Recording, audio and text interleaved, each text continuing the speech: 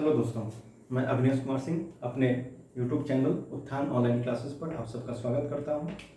दोस्तों, जैसा कि आपको बताया जा चुका है कि एक दो दिन से मैंने पुनः अपने चैनल पर वीडियो डालना शुरू कर दिया है और अभी तक 2 वीडियो डाले जा चुके हैं। पहले वीडियो के अंतर्गत हम लोगों ने बीपीएससी का जो सिलेबस है, जो उसका सिलेक्शन प्रोसीजर है, उस पर थोड़ी बहुत चर्चा की थी हमने। दूसरी बात कि उसके पश्चात हमने एक और वीडियो डाला है जिसमें आधुनिक भारत का इतिहास पर हमने चर्चा की थी, जो कि पीटी पॉइंट ऑफ व्यू से वो वीडियो बनाया गया था। लेकिन यह वीडियो जो है इतिहास विषय को नहीं लेकर के है बीपीएससी में, लेकिन यह जो है मुख्य परीक्षा से संबंधित है। और अभी हम लोग जो है मुख्य परीक्षा के अंतर्गत जो कि जीएस पेपर होता है, जीएस पेपर का जो फर्स्ट पेपर होता है जीएस का, उसके अंतर्गत आपको 3 सेक्शन होते हैं, जैसा कि हम लोगों ने चर्चा कर ली है पहले वीडियो के अंतर्गत। तो इसमें जो है 3 सेक्शन होते हैं, सेक्शन ए, सेक्शन बी और सेक्शन सी। तो सेक्शन ए के अंतर्गत इतिहास विषय आता है और इतिहास विषय में जो है अक्सर 6 प्रश्न पूछे जाते हैं, जिनमें से 3 प्रश्नों का जवाब देना होता है। अब हम लोग जो है जानने का प्रयास करेंगे कि इतिहास विषय का जो है सिलेबस क्या है और कौन से टॉपिक इसमें इम्पोर्टेंट है और कुछ ज़्यादा इम्पोर्टेंट है, जिस पर बीपीएससी बार बार फोकस करती है। हाँ, एक बात इस पर चर्चा करना जरूरी है कि चाहे जो भी चीज़ें हों, जो भी टॉपिक हो, लेकिन उसका कहीं ना कहीं बिहार से कैसा संबंध रहा है, क्या बिहार के संदर्भ में उस पर आपसे प्रश्न पूछे जाते हैं। एक तो राष्ट्रीय संदर्भ में भी है और बिहार के संदर्भ में भी है। तो अब हम लोग शुरुआत करते हैं कि जो भी टॉपिक पूछे जाते हैं उसको हम लोग जो है 4 हिस्सों में बांट सकते हैं। पहला है कला एवं संस्कृति। कला एवं संस्कृति सेक्शन के अंतर्गत जो है पटना कलम चित्रकारी से प्रश्न पूछे जाते हैं, पाल कला से प्रश्न पूछे जाते हैं, मौर्य कला से प्रश्न पूछे जाते हैं और मधुबनी पेंटिंग से। तो हालांकि मधुबनी पेंटिंग से अभी तक क्वेश्चन उस स्तर तक पूछा नहीं गया है, लेकिन पटना कलम चित्रकारी, पाल कला, मौर्य कला, इस सब से अक्सर प्रश्न पूछे जाते हैं। लेकिन चूंकि मधुबनी पेंटिंग बिहार से संदर्भित है, तो इसकी तैयारी भी कर लेना उचित होगा कि कभी भी पूछा जा सकता है। उसके पश्चात हम लोग बात करते हैं व्यक्तित्व की।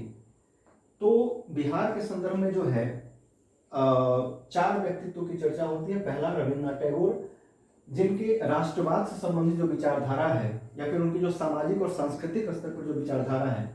उसके बाद जो है बांग्ला साहित्य और संगीत की डेवलपमेंट में, विकास में जो उनका योगदान है, उसके बारे में अक्सर प्रश्न पूछे जाते हैं।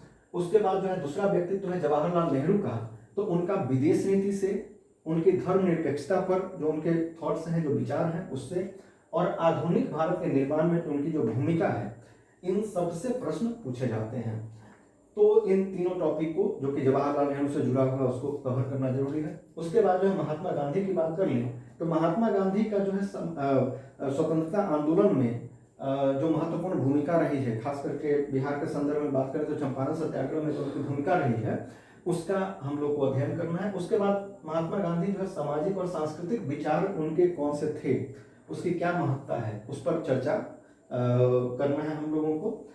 उसके बाद चौथा जो व्यक्तित्व है स्वामी सहजानंद सरस्वती। हम सभी जानते हैं कि कृषक आंदोलन से इनका संबंध रहा है, तो उस संदर्भ में इनका व्यक्तित्व का अध्ययन करना है। उसके बाद हम लोग आ जाते हैं स्वतंत्रता आंदोलन के संबंध में। तो यहाँ पर 3 विद्रोह ऐसे हैं जिनका हम लोग को अध्ययन करना है। एक है संथाल विद्रोह, दूसरा है मुंडा विद्रोह और तीसरा 1857 का विद्रोह। इन विद्रोहों को हम लोग को अध्ययन करना है। उसके बाद हम लोग अगर स्वतंत्रता आंदोलन के अगले पक्ष की ओर चलते हैं, तो हम लोगों को चंपारण सत्याग्रह की बात करनी है। जैसा कि हम सभी जानते हैं कि चंपारण सत्याग्रह जो है आपको बिहार के चंपारण में हुआ था, उत्तर बिहार के चंपारण जिले में। लेकिन यह कहीं ना कहीं इसका राष्ट्रीय स्तर पर काफी महत्व रहा है। तो चंपारण सत्याग्रह हो गया। उसके बाद जो है बंगाल विभाजन एवं स्वदेशी आंदोलन। तो बंगाल विभाजन और स्वदेशी आंदोलन का जो है क्या इम्पैक्ट रहा है, जैसा कि हम सभी जानते हैं कि बंगाल का ही एक हिस्सा हुआ करता था बिहार, जिसको जब बंगाल विभाजन को रद्द किया गया 1911 ईस्वी में, जब रद्द करने की घोषणा की गई, तो फिर उसी समय घोषणा की गई थी कि बिहार और उड़ीसा को बंगाल से अलग किया जाएगा। तो ये इस संदर्भ में भी हम लोग को देखना है कि बिहार को जो स्वतंत्र जो प्रोविंस घोषित करने के पीछे, ठीक है, बंगाल विभाजन का एक ये संबंध रहा है, तो उसका भी हम लोग अध्ययन करेंगे। फिर स्वदेशी आंदोलन का क्या इम्पैक्ट था स्वतंत्रता आंदोलन के दौरान, इस पर हम लोग को अध्ययन करना है। उसके बाद जो है असहयोग आंदोलन से प्रश्न पूछे जाते हैं, जो कि 1920 ईस्वी में महात्मा गांधी ने शुरुआत की थी।